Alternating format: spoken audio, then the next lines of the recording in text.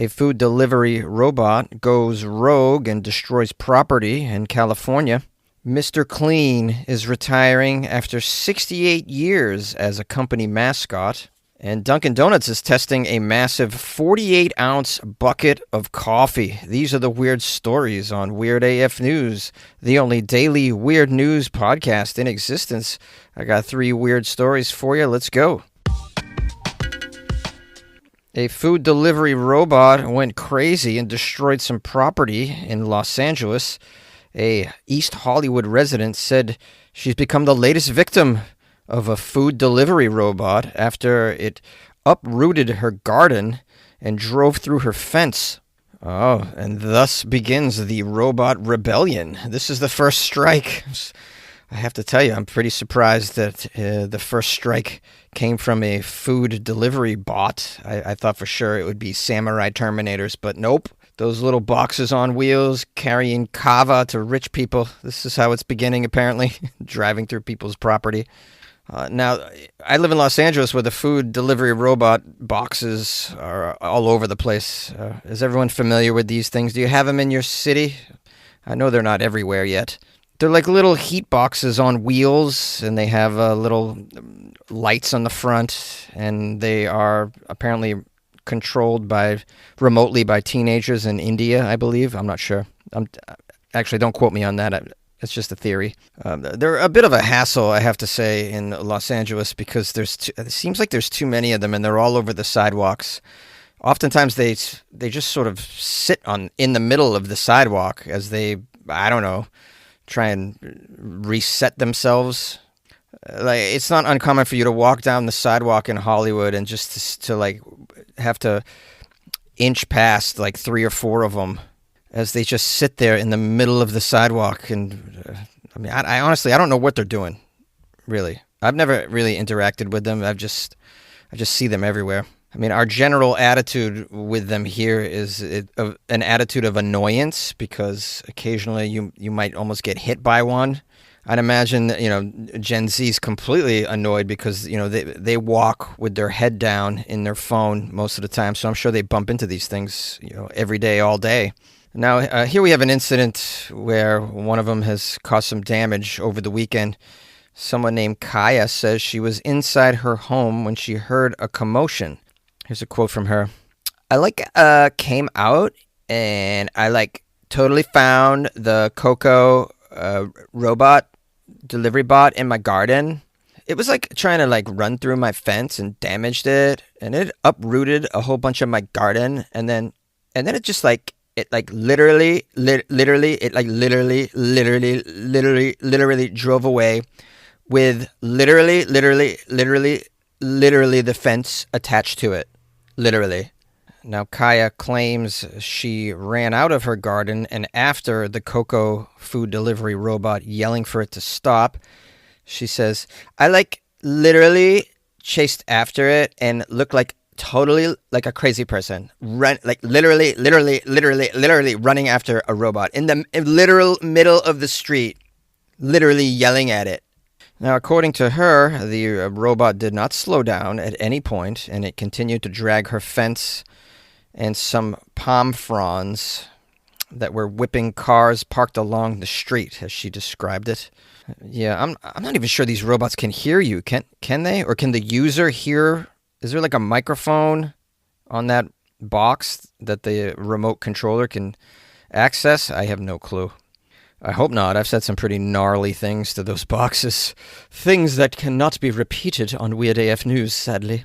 Now, according to this article I have, this isn't the first time there's been some problems with food delivery bots. In another incident, a Coco robot was caught on camera running into an ambulance, while delivery robots of another company were seen knocking over a parked motorcycle. Have any of you ever seen the video of the food delivery robot being crashed into by a Waymo? That one made my mind just sizzle. I just thought that was so awesome. Yeah. And to me, it was a vision of the future. It says, even more problematic was the time one of these food robots came to an abrupt stop in front of a man using a motility scooter. Just one of the many instances where these robots have been concerning. According to Kaya, she says, I think the part that worries me is that these companies can like come in and dump their technology in our community, and there's no sense of accountability. It just makes me feel like an accident literally waiting to happen. Literally. Yeah, I mean, she's not wrong. I mean, these companies just kind of dump these robots into the community, and they're like, here you go, now deal with that. It's just another thing you got to watch out for, another thing that you can run into, another thing that might run into you. Obviously they're not perfect because you got bots that are hurting people, damaging property, running in front of ambulances, etc., etc. But I mean, at the end of the day, how do you solve this? If there only was a solution, some alternative to food delivery robots. Can anyone think of anything? Maybe delivery owls? Huh? How about sloths on e-bikes? Anybody? Oh, humans? Yeah, Ah, it was staring me right in the face. Humans could deliver our food. Wow. Mr. Clean is retiring after 68 years as the cleaning company's mascot.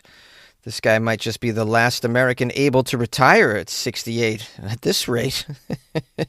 uh, Anyone looking forward to the no Social Security that we have waiting for us down the road? I think Medicaid, what is that, like Medicaid's going to be gone in 2040? Don't quote me on that. It might be 2050, but something like that. Anyways, we got Mr. Clean. Is everyone familiar with Mr. Clean? It might just be an American phenomenon. This guy's the mascot of a cleaning supply. It's a liquid cleaner, and he's famous for being very very bald, very slick, shiny, bald head. In fact, he's been synonymous with bald for decades. In the American comedy culture, it's been the butt of a joke for a long, long time to call somebody who's bald, hey, what's up, Mr. Clean, or something like that. Now, the retirement of the bald animated mascot used in Mr. Clean ads and on products since 1958 was just announced on social media.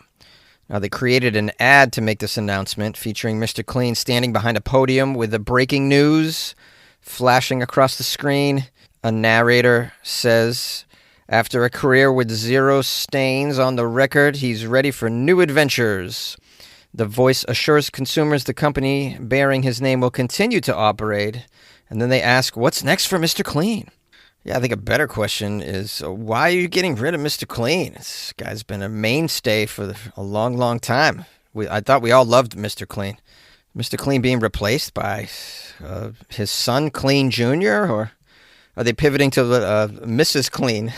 So clean and pure, and just like her husband, totally hairless. All right, let me keep reading and find out the whys and whats and hows.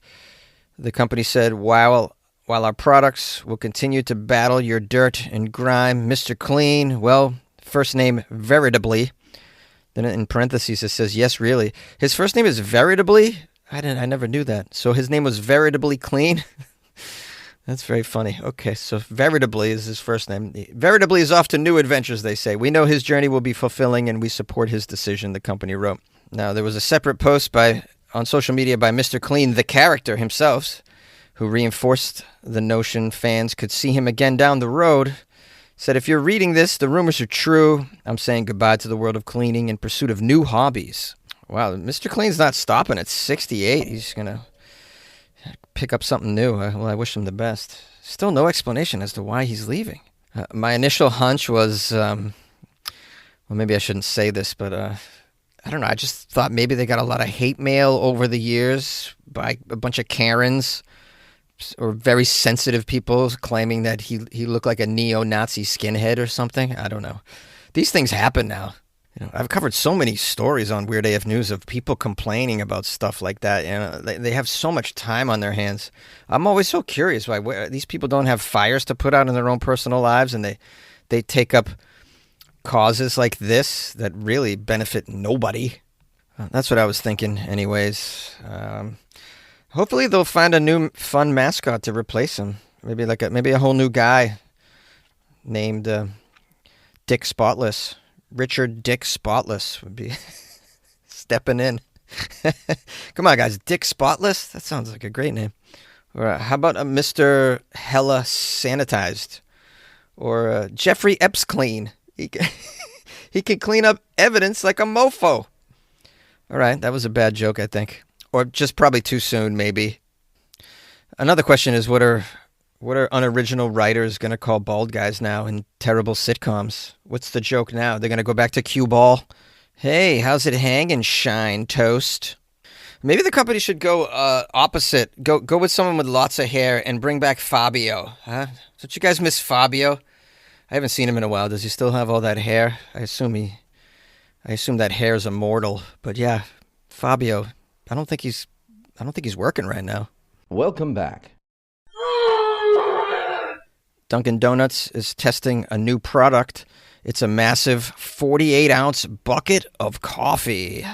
How you like that, guys? 48 ounces of coffee, making our dreams come true for me and you. Well, that's right, my friends. Dunkin Donuts is testing 48-ounce buckets of coffee at a few locations. They're starting this in Massachusetts, of course, because that is the religious epicenter of Dunkin Donuts. Where Dunkin Donuts is our church in Massachusetts. Terrible donuts, above average coffee is how I would describe it.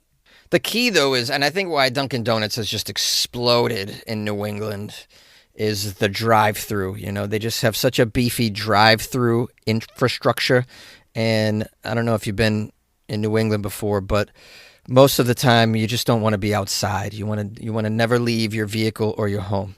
It's either freezing or it's super muggy. So, I think this is just my theory, but, Dunkin's taking over the whole drive-through experience when it comes to coffee. I think that's what really put them over the top in New England. They were kind of the first to do so. All right, now let's get some more information about this bucket of coffee. What are your options? How much does it cost? The drinks come in 48-ounce containers with unique lids and straws. Is it multiple straws? Can like four of you sip on the bucket at the same time? Long straws like a scorpion bowl. You guys ever had a scorpion bowl with long straws? Shared it with a group? A little 151 flaming in the middle. Does anyone know what I'm talking about right now? If you do, you've had a pretty good life, I think. All right, sorry, I've gone rogue multiple times myself in this segment. It looks like the coffee bucket options begin at $8.89 for a bucket. It's pretty good. I mean, that comes down to 4 12-ounce coffees for, what, around $2, $2.50? That's not a bad price. Can you get something other than coffee in there? Can I just fill it with espresso? I'll just have a bucket of Americano, please. I mean, what would you even call that? The caffeinator? Oh, it's time for the caffeinator. It's time for the caffeinator. It's time for the caffeinator. Cap. Caffeinator. Oh my God, I'm out of breath. I hope you enjoyed that. I was sweating on that to give you the caffeinator. My mouth is a DJ. All right. What are they calling this thing? It doesn't say. It's just a bucket of coffee. I mean, it seems to me like they missed an opportunity here to get really creative. The article says the largest size that was offered at Dunkin's previously was an extra large coffee, 24 ounces, so they've doubled that one. But the bucket drinks aren't sold at all Dunkin's locations. They confirmed the drinks are being sold in Amherst. It's a college town. That's where you need buckets of coffee. They stated the drinks are being sold at other locations, including Falmouth, New Bedford, and even Lee, New Hampshire. So they say Massachusetts in particular is a natural testing ground for Dunkin. The company has been experimenting in the Commonwealth for years. They previously tested new products in Massachusetts, such as the blueberry cobbler coffee flavor and the Electro Brew. The company also tested popping bubble iced tea, sparkling Dunkin' refreshers, summer shandies. Oh, summer shandies. That sounds great. Bubble iced coffee. I'm not sure what bubble iced coffee is. Is that carbonated iced coffee? Or is that like iced coffee with those little bubble tea boba balls? What do you call them? Boba balls? Tapioca balls inside. I don't know. I'm just speculating here. I don't really go to Dunkin's anymore because I now live in Los Angeles where there's not very many. And, the coffee culture out here is just tremendous. I mean, every corner there's just great coffee. I don't need to stoop to the Dunkin's level anymore. When I go home, I drink it, though. In Boston, I drink it. Maybe if they're serving the bucket by the time I go back, I'll have to give it a try. I'll make a video. I would totally make a video of it. Just shove my head in and start sucking in the coffee. There's some comments on the bottom of this article here. People are talking about how this isn't very boundary pushing because Sonic has a 44-ounce drink. Yeah, but that's soda and this is coffee. It's a little bit different, right? I mean, can you compare that? Like, I see people have with these big gulp coffees pretty regularly drinking soda like that in America. I mean, we have a problem with that. You know, we have diabetes because of this. We have cholesterol because of this. We're not a healthy culture, and it's pretty common to see people with giant sodas. I never see people drinking these giant, 40-ounce plus coffees ever. That's not something you see. This is out of the ordinary. I'm so sorry. Yeah. And one might say quite dangerous, that amount of caffeine. I don't know how much caffeine is in 48 ounces of coffee. Oh, but Google can help me out with this. And the answer is a 48-ounce Dunkin Donuts coffee bucket contains an estimated, well, it's kind of a wide range. It's between 550 to 960 milligrams of caffeine, potentially doubling the daily recommended safe limit of 400 milligrams for adults in a single container. It is roughly equivalent to 5 12-ounce Red Bulls or 2 24-ounce medium iced coffees. Or on the higher end, it's like drinking 3 of those Monster energy drinks because those are 300 mgs each. So if it could be up as many as 900 milligrams, that's not for one person. I don't think that's a dangerous, deadly, lethal amount of caffeine. So just tread lightly with this. Right? Don't go in solo. Is my suggestion. And I'm a coffee freak, and even I wouldn't go in solo. Find a friend or a lover or a cellmate to split it with. Oh, there's another. Oh, I just came across a new article as of 2 hours ago. Dunkin's limited edition iced coffee buckets sold out ASAP. Here's why it's okay you didn't get one, is the title of this article. They have confirmed that the buckets were only being tested for a limited time in Massachusetts and New Hampshire, and they sold out immediately. Now, here's the good news, they say. You probably shouldn't be drinking an entire bucket of coffee in one go anyway. The safe amount of caffeine per day is about 400 milligrams, according to the FDA.